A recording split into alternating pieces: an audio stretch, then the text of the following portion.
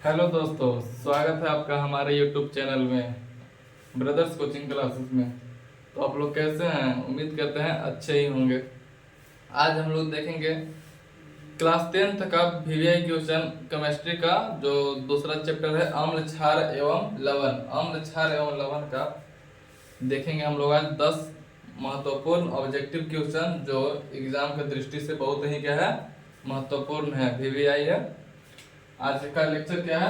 Chapter 1 का क्या है? चैप्टर 2 का अम्ल क्षार एवं लवण का लेक्चर 1 है। अम्ल क्षार एवं लवण का कितना लेक्चर है? लेक्चर 1 है। Class 10th Bihar board Patna 2025 के एग्जाम के लिए ही वीवीआई है। तो 2025 के एग्जाम के लिए वीवीआई ऑब्जेक्टिव क्वेश्चन किसका है? केमिस्ट्री का। चैप्टर नंबर कौन है? 2। चैप्टर नंबर 2 कौन सा है? अम्ल क्षार एवं लवण। तो आइए हम लोग देखते हैं आज का पहला क्वेश्चन क्या कहता है। अगर आप लोग आंसर जान रहे हो तो कमेंट कीजिएगा और देखते हैं आगे क्या कहता है पहला क्वेश्चन।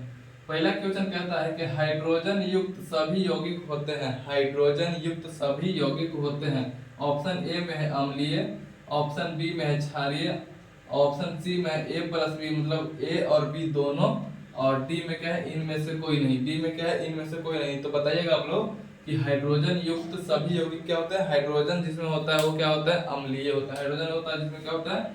अम्लीय होता है। एक है अम्ल में क्या होता है? H प्लस आयन होता है। सभी अम्लों में पाया जाता है। सभी अम्लों में क्या पाया जाता है? अम्ल में क्या चीज पाया जाता है? तो हाइड्रोजन पाया जाता है। सभी अम्लों में पाया जाता है तो क्या पाया जाता है? हाइड्रोजन। सभी अम्लों में क्या पाया जाता है? हाइड्रोजन पाया जाता है। तीसरा नंबर आज का क्वेश्चन देखेंगे। ऑक्जेलिक अम्ल का प्राकृतिक स्रोत क्या है? ऑक्जेलिक अम्ल किस में मतलब प्राकृतिक से किस में पाया जाता है? प्राकृतिक रूप से किस में पाया जाता है? तो ऑक्जेलिक अम्ल का प्राकृतिक स्रोत निम्नलिखित में से क्या है? तो पहला ऑप्शन में क्या है? संतरा। बी ऑप्शन नंबर बी में क्या है? टमाटर। ऑप्शन सी में क्या है? सिरका। ऑप्शन डी में क्या है? इमली। तो ऑक्जेलिक अम्ल किस में पाया जाता है? ऑक्जेलिक अम्ल आप लोग को पता होगा कि ऑक्जेलिक अम्ल किस में पाया जाता है? तो ऑक्जेलिक अम्ल पाया जाता है टमाटर में। तो इसका राइट आंसर क्या हो जाएगा? Option B. ऑक्जेलिक अम्ल किस में पाया जाता है? टमाटर में पाया जाता है। कोई भी विलयन नीले लिटमस पत्र, कोई विलयन है जो नीले लिटमस पत्र को लाल कर देता है, इसका पीएच संभव होगा। कोई भी विलयन जो नीले लिटमस पत्र को लाल कर देता है उसका पीएच मान कितना होता है? उसका पीएच मान क्या होता है? इसमें देखिए ऑप्शन के अनुसार बनेगा। इसमें क्या है? 5 है, 7 है, 8 है, 10 है। तो नीले लिटमस पत्र को जो विलयन लाल कर देता है वो क्या होता है? अम्लीय प्रकृति का होता है। जो विलयन नीले लिटमस पत्र को लाल कर देता है वो कैसा प्रकृति का होता है? तो अम्लीय प्रकृति का होता है। कैसा प्रकृति का होता है? तो अम्लीय प्रकृति। और अम्लीय प्रकृति में पीएच कितना से कितना? 7 से 0 से 7 के बीच कितना रहता है? अम्लीय होता है। और 7 से 14 के बीच क्या होता है? क्षारीय होता है।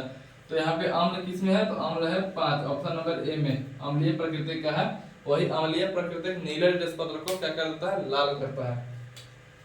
पांचवा नंबर क्वेश्चन हम लोग देखते हैं। यहाँ पे आइएगा। पांचवा नंबर क्वेश्चन कहता है कि निम्नलिखित में से कौन सा आयन लाल लिटमस पत्र को नीला कर देता है? अब ये देखिए ऊपर में बताएं और इसका जस्ट अपोजिट आ गया। बोल रहा है कि निम्नलिखित में से कौन सा विलयन लाल लिटमस पत्र को नीला कर देता है? तो नीले लिटमस पत्र को क्या कर रहा था? लाल कौन कर रहा था? अम्ल कर रहा था। और लाल को नीला कौन करेगा? क्षार करेगा। क्या करेगा? क्षार। तो अब यहाँ पे देखते हैं ऑप्शन में कि क्षार कौन सा है। तो H यानी हाइड्रोजन, ऑक्सीजन और क्लोरीन और ऑक्सीजन। हाइड्रोजन हाइड्रोजन, क्लोरीन और ऑक्सीजन। यहाँ पे देखिएगा आंसर कौन सा हो जाएगा? तो अब आंसर कौन सा है? क्षारीय प्रकृति का कौन है इसमें? क्षारीय प्रकृति का है क्लोरीन। क्षारीय प्रकृति का कौन सा है? क्लोरीन है।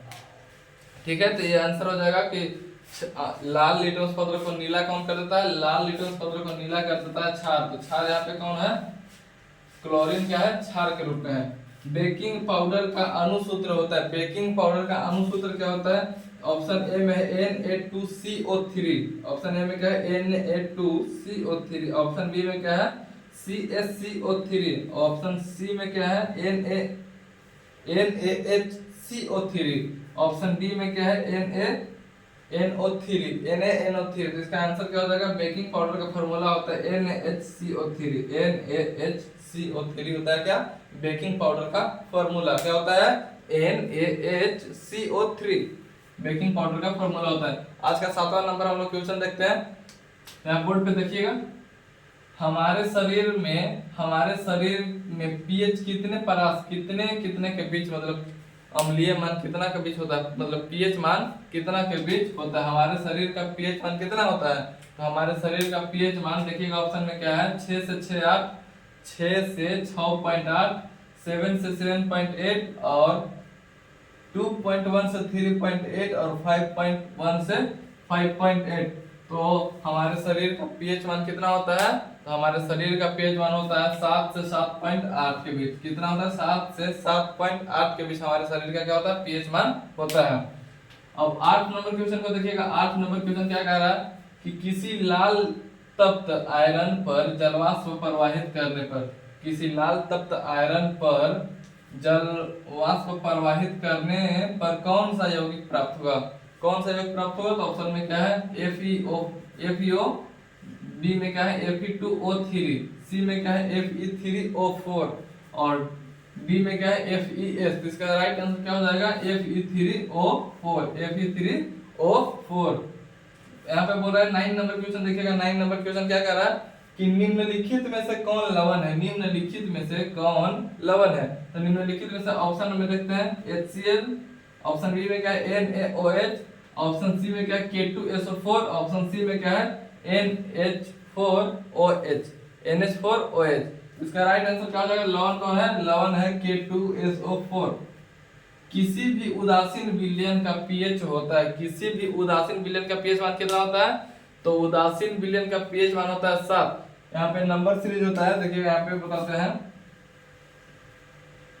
0 से लेके 7 और 7 से लेके 14। यहाँ पे क्या होता है, उदासीन होता है, उदासीन। यहाँ इधर क्या होता है, अम्लीय, अम्लीय प्रकृति का होता है, इधर क्षारीय प्रकृति का होता है। तो 7 और 0 के बीच में, 7 और 0 के बीच में कैसा होता है, अम्लीय प्रकृति का होता है, और 7 और 14 के बीच में क्षारीय। और उदासीन कितना पे होता है, तो उदासीन होता है 7 पे। 7 पे क्या होता है, उदासीन। तो उदासीन का पीएच मान कितना होता है, तो 7 होता है। उदासीन का पीएच मान कितना होता है, 7 होता है। ठीक है। 11 नंबर क्वेश्चन क्या कह रहा है कि सभी धातु के कार्बोनेट एवं हाइड्रोकार्बोनेट, हाइड्रोजन कार्बोनेट, सभी धातु के कार्बोनेट एवं हाइड्रोजन कार्बोनेट अम्ल के साथ अभिक्रिया करके क्या बनाते हैं, अम्ल के साथ अभिक्रिया करके क्या बनाते हैं। तो ऑप्शन नंबर ए में क्या है, ऑप्शन ए में है संगत लवण बनाते हैं, ऑप्शन बी में है कार्बन डाइऑक्साइड बनाते हैं, ऑप्शन सी में क्या है जल बनाते हैं, और ऑप्शन डी में है इनमें से सभी। ऑप्शन डी में क्या है, इनमें से सभी। तो क्या हो जाएगा आंसर बताइएगा आप लोग, इसका आंसर हो जाएगा इनमें से सभी। क्या हो जाएगा, इनमें से सभी।